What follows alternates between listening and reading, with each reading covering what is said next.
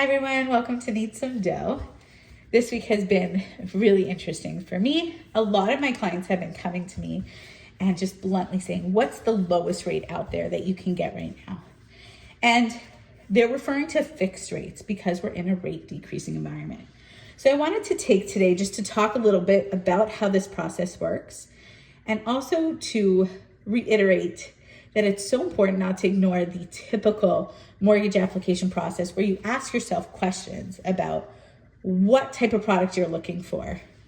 And that's because you have an advantage over the lender in the fact that you know yourself and your own set of circumstances, and therefore you're in a better position to judge what will likely happen. Now, that being said, even though most people are comfortable picking a fixed term, there are a lot of people that end up breaking that term early. Statistically, I believe it's 3 out of 5 mortgage applicants that will break their term early. And when lenders are offering very discounted rates, which is what they do to get business, they're actually counting on that. They're counting on a good chunk of their borrowers breaking their term early and having to pay those prepayment penalties. So just keep that in the back of your mind. Doesn't mean you shouldn't go for the best rate, but it does mean that you should factor that into your decision, and you should be aware that that's a possibility.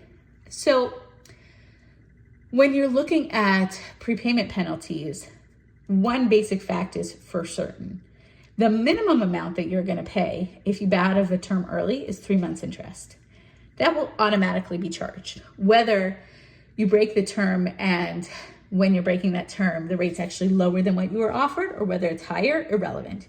You're still paying at least 3 months interest, unless it's, I believe, 4 months before the term is up with the vast majority of lenders.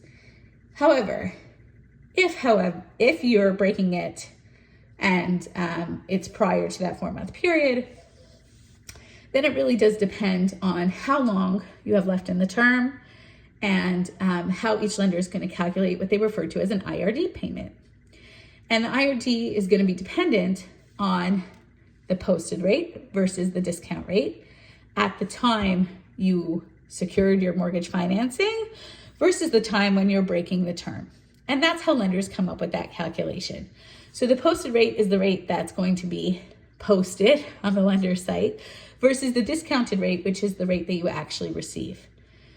So what's going to factor into the lender's calculation is if they were to lend out that money for the remainder of the term, could they make more or less than what they lent it out to you for?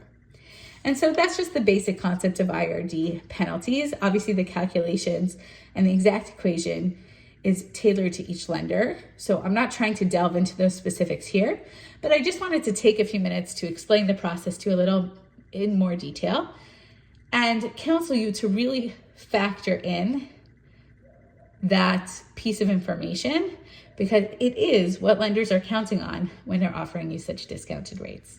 If you have any questions, feel free to reach out for more information. And as always, stay tuned for future videos. Have a great weekend, everyone.